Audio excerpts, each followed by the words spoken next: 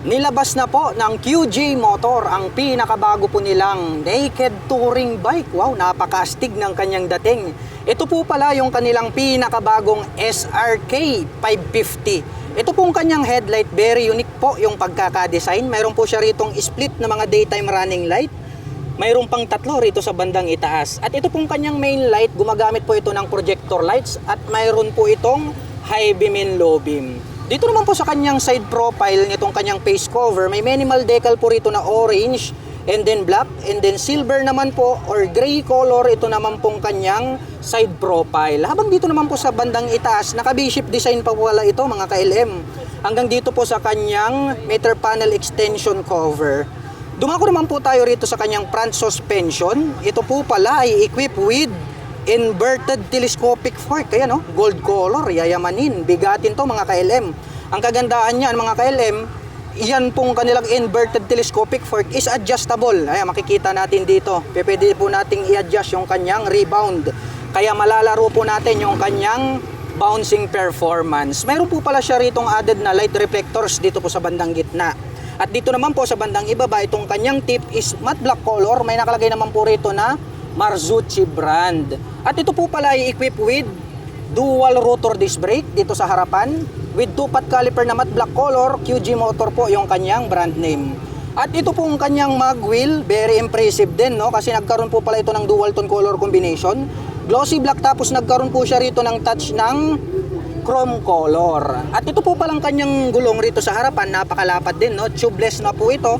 At ito po ay mayroong sukat na 120 by 70-17. Glossy black naman po yung kulay nito pong kanyang front fender. At mapunta naman po tayo rito sa bandang itaas. Silipin naman po natin itong kanyang fully digital meter panel display. Colored na po yan, malalaki yung fonts kaya makikita natin yan more detailed day or night time. At ito naman po ay naka-naked handlebar na matte black color. At pagdating naman po rito po sa kanyang button selector sa kaliwa, mayroon po itong passing light, high beam and low beam. May enter and selector naman po navigator para po sa kanyang digital meter panel display. Ang kanyang horn, pakinggan natin. At ang kanyang turn signal selector. At ito po palang kanyang clutch lever is glossy black color. At ang kagandahan niyan is adjustable na rin po siya.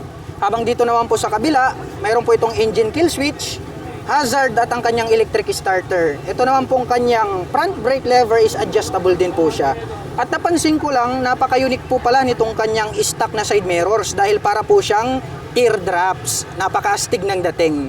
Gumagamit naman po pala ito ng mechanical key para sa kanyang ignition at napaka-flawless po nito pong kanyang napakalaking fuel tank. Combination po pala ito ng silver and then nagkaroon ng touch ng carbon, no? Napaka-astig. At mayroon naman po siyang decal rito na QJ Motor in black color. At dito sa bandang ibaba, itong kanyang engine extension cover, napaka-brusko ng dating, no? Sharp din yung mga edges, may minimal decal po rito na orange at nakalagay rito yung SRK 550, yung kanyang model name. Dito naman po pala located itong kanyang mga turn signals, naka-pop up.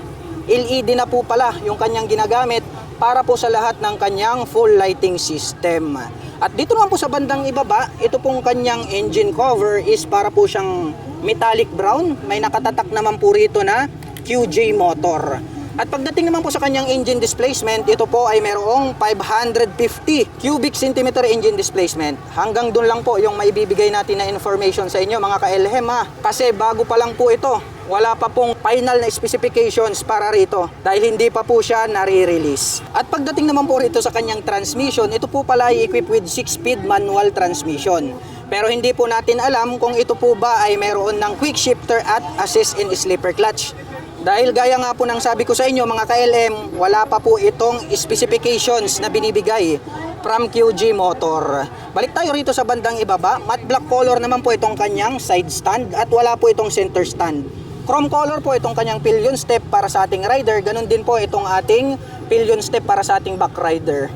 Diecast na rin po na matte black color yung kanilang ginamit para dito sa kanyang brace. At dito sa kanyang side profile, black color siya pero nagkaroon po siya ng touch ng parang carbon. At may minimal decal lang naman po siya rito na red color. At very attractive po pala ang dating nito pong kanyang upuan, no? Naka-heart design. Yung tahi makikita natin na matibay. Mas mataas po at nakaumbok. ito pong ating back rider seat. Napakaastig ng dating kapag yung ating angkas ay mas mataas yung kanyang upuan. At silipin naman po natin itong kanyang taillight. Very attractive din at unique dahil wala nga po siya rito sa bandang gitna. Included na po pala siya rito po sa diamond shape na kanyang mga turn signals. Yung makikita natin dito na red color, ito po yung kanyang taillight. At yung kanyang turn signals, ito pong mahaba na kulay orange. So included na po siya dyan po sa kanyang taillight assembly, pati po yung kanyang turn signals. At ito pong kanyang rear fender na mahaba pag ating sinilip, mayroon na po siyang plate light dito. At naka-star design naman po itong kanyang plate holder. At mayroon po itong added reflector lights dito sa gitna. Dumako naman po tayo rito sa kanyang rear suspension. Ito po pala ay equipped with monoshock absorber. Glossy black naman po yung coil spring na ginamit para po sa kanyang rear suspension. At ito pong kanyang swing arm is die-cast na po siya, napakakapal, kaya masasabi natin na matibay. Mayroon po siyang chain cover and then may mudguard na rin po na protector para po hindi po matalsikan ng putik or dumi yung other body parts nitong ating big bike. Dumako naman tayo rito sa kabila. Silipin natin itong kanyang rear braking system. Ito po ay mayroong single rotor disc brake with single pot caliper na matte black color. Ito mga kailima, hindi ko masasabi kung mayroon ng dual channel ABS to at kung may traction control. Dahil ang maipapakita lang natin dito sa inyo is ito pong kanyang physical appearance. Pero pagdating po sa features and specs, wala po tayong masasabi dahil bago pa lang to. Wala pa po talaga siyang specifications na maibibigay from QJ Motor. Balik tayo rito sa likod, napakakapal po nitong kanyang likurang gulong. At ito naman po ay mayroong sukat na 160 by 60/17. At ito naman pong kanyang stock pipe, maporma din, no? Itong kanyang head protection guard is matte black. Yung kanyang tip is silver at mayroon naman po itong dual exhaust. Alloy na rin po pala yung ginamit nila para po dito sa kanyang foot brake.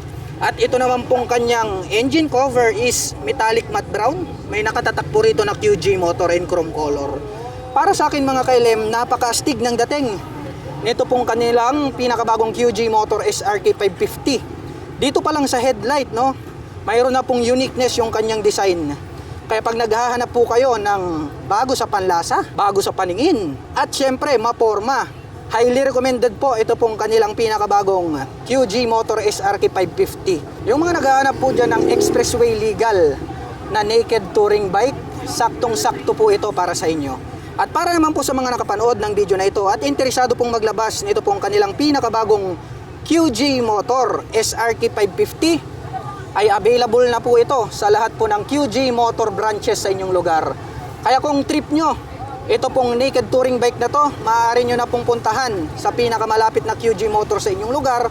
At kung wala naman po silang display, ay pwede na po kayong magpa-reserve. So hanggang dyan lang yung ating update mga ka-LM. Kita-kits na lang po tayo sa mga susunod na video updates.